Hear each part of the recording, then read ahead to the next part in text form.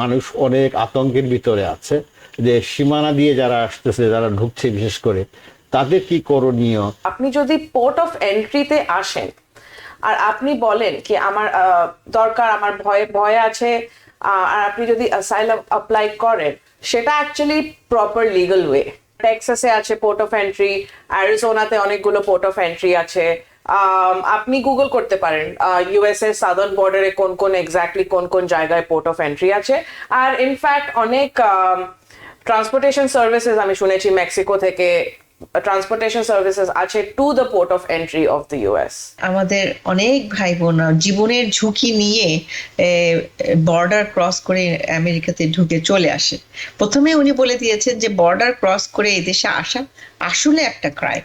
মানুষ অনেক আতঙ্কের ভিতরে আছে যে সীমানা দিয়ে যারা আসতেছে, যারা ঢুকছে বিশেষ করে, তাদের কি করণীয়? এই যে নতুন ট্রাম্পের যে নীতি আসতেছে, এটা তো একটা বিশাল ইম্প্যাক্ট আসবে। সেই বিষয়গুলো নিয়ে আজকের আলোচনা, এবং আমরা চিন্তা করলাম যে এটা নিয়ে অবশ্যই আলাপ করা দরকার, যেটা আপনি সাজেশনও করেছেন। তো এখন আমাদের এই অভিবাসীদের জন্য কি করণীয়? তো ফার্স্টলি আমাদের জানতে হবে কি at the end of the day যে বর্ডার ক্রস করা মানে ক্রস সত্যি করে ছুপিয়ে ক্রস করে আসে, সেটা কিন্তু একটা ক্রাইম, সেটা করা উচিত না। এটা অন্য জিনিস কি as a country USA really enforce করে না, কিন্তু এটা কিন্তু টেকনিক্যালি ওদের একদম করা উচিত না। তো আমার ফার্স্ট অ্যাডভাইস হবে কি যারা বর্ডার পেট্রোলের চিন্তায় আছে বা যারা ভাবছে কি আমি হেঁটে মানে মেক্সিকো সাইড থেকে বা কানাডা সাইড থেকে হেঁটে আসবো, প্লিজ মনে রেখুন কি আপনার অনেক অপশন আছে। শুধু বর্ডার ক্রস করা শুধু ওই অপশনটা না। আপনি যদি পোর্ট অফ এন্ট্রিতে আসেন আর আপনি বলেন কি আমার দরকার, আমার ভয় আছে, আর আপনি যদি অ্যাসাইলাম অ্যাপ্লাই করেন, সেটা অ্যাকচুয়ালি প্রপার লিগ্যাল ওয়ে করাটা মোস্টলি লোকেরা করে না। লোকেরা ক্রস করে চলে আসে আর ধরা পড়ে যায় আর বাপাস পাঠিয়ে দেওয়া হয়। কিন্তু আমি সাজেস্ট করব, স্পেশালি এখন নতুন অ্যাডমিনিস্ট্রেশন ডে আসছে, আপনি প্লিজ সব ঠিক করে বাই দ্য বুক আসুন, পোর্ট অফ এন্ট্রিতে আপনি আসুন। আর আপনি যদি আপনি অ্যাসাইলাম ফর এক্সাম্পল ক্লেম করতে হয়, তাহলে আপনি ক্লেম করতে পারেন। ধন্যবাদ। আরেকটি কথা, সেটা যা আপনার কাছে জানতে চাচ্ছি, তো আপনারা যে সাজেশন দিচ্ছেন যে এইভাবে অবৈধভাবে না ঢুকে আপনি পোর্ট অফ এন্ট্রি দিয়ে লিগেল ওয়েতে ওইখানে আপনি ক্লেমটা করেন আপনার অ্যাসাইলামের জন্য। জি, এটা খুব ইম্পর্টেন্ট একটা কথা বলেছেন, যেটা অনেকেই হয়তো জানেন না। কারণ আমি যতটুকু শুনেছি, তারা ব্রাজিল হয়ে বিভিন্ন দেশ থেকে ঘুরে অনেক সময় নিয়ে কষ্ট করে জঙ্গল দিয়ে এখানে তারা এন্ট্রি করে। তো এদের জন্য আসলেই একটা ভালো সাজেশন দিতে হবে যেন ওরা এই বিপদের মধ্যে না পড়ে, তাই না? হ্যাঁ, উকিল হয়ে তো আমি কখনো কাউকে এনকারেজ করবো না কি আপনি ল ব্রেক করবেন। তো আমি যদি একটু জিজ্ঞেস করি আপনার কাছে আসছি, নিকি আপনাকে সময় রঞ্জা, আপনি যদি একটু বলে দেন পোর্ট অফ এন্ট্রি গুলো কোথায় কোথায় আছে, তাহলে আপনি আবার বলুন। পোর্ট অফ এন্ট্রি অনেক জায়গায় আছে। আপনার টেক্সাসে আছে পোর্ট অফ এন্ট্রি, অ্যারিজোনাতে অনেকগুলো পোর্ট অফ এন্ট্রি আছে। আপনি গুগল করতে পারেন ইউএস এর সাদার্ন বর্ডারে কোন কোন এক্স্যাক্টলি কোন কোন জায়গায় পোর্ট অফ এন্ট্রি আছে। আর ইনফ্যাক্ট অনেক ট্রান্সপোর্টেশন সার্ভিসেস আমি শুনেছি মেক্সিকো থেকে ট্রান্সপোর্টেশন সার্ভিসেস আছে to the port of entry of the US. Okay, Nikki, আপনার দৃষ্টি আকর্ষণ করছি, আপনি কিছু অ্যাড করা দরকার এখানে, যেহেতু আপনি এটা নিয়ে ডিল করেন প্রতিনিয়ত, আমি জানি you are very much active in this, so kindly share করেন। জি, আজকে অ্যাটর্নি রঞ্জা বোস যে কথাগুলো আমাদের সবাইকে জানাতে চাচ্ছেন, যে সেটা হচ্ছে যে আমাদের অনেক ভাই বোন জীবনের ঝুঁকি নিয়ে বর্ডার ক্রস করে আমেরিকাতে ঢুকে চলে আসে। প্রথমে উনি বলে দিয়েছেন যে বর্ডার ক্রস করে এদেশে আসা আসলে একটা ক্রাইম। তো এটা এই দেশের সরকার কোনোভাবে এটাকে আসলে ইয়ে করে না, মানে এটা করা উচিত না, মানে বলে না যে তোমরা এইভাবে আসো। কিন্তু যদি আসতে হয়, মনে করেন যে আপনার আসলে আপনি যেই দেশে আছেন সেই দেশে আপনার জানের উপর হুমকি আসছে, তাহলে আপনার অ্যাসাইলাম নিতেই হবে। তখন আপনি পোর্ট অফ এন্ট্রি গুলো দিয়ে আসবেন।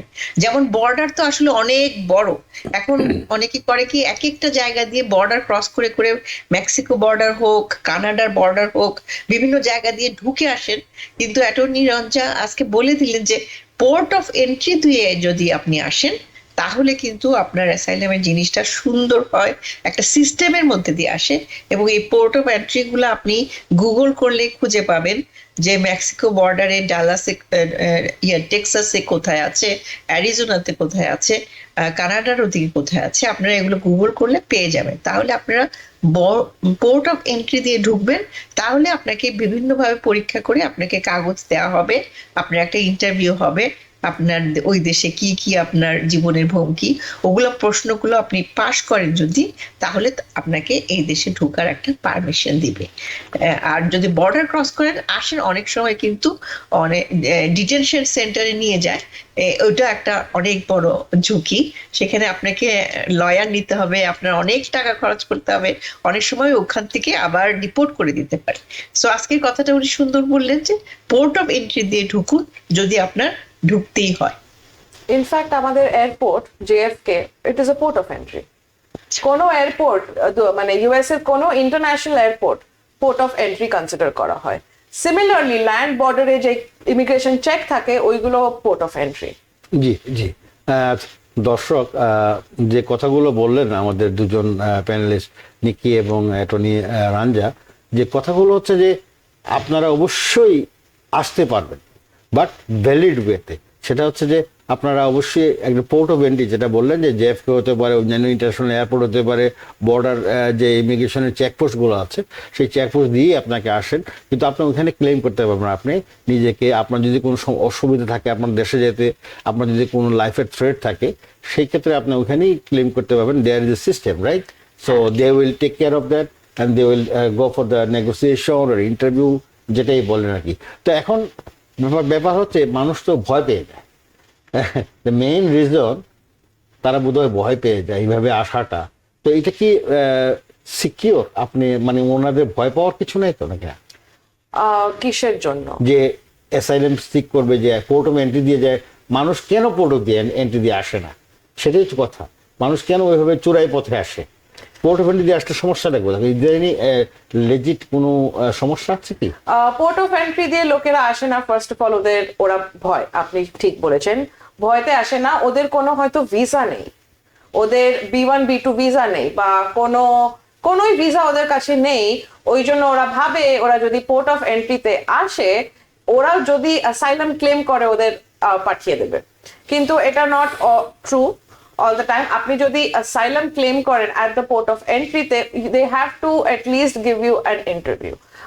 ওরা এমনি করে ওয়াপস পাঠাতে পারে না লোকেরা। আর আরেকটা আসে কি, লোকেদের হয়তো রিজন যে ঢুকতে চাইছে USA তে, হয়তো ইটস নট asylum, হয়তো শুধু নিজের ভালো, ফ্যামিলির ভালো করার জন্য আসতে চাইছে, বা অ্যাকচুয়ালি asylum claim নেই, কিন্তু ওদের তো লিগালি কোনো বেসিস নেই।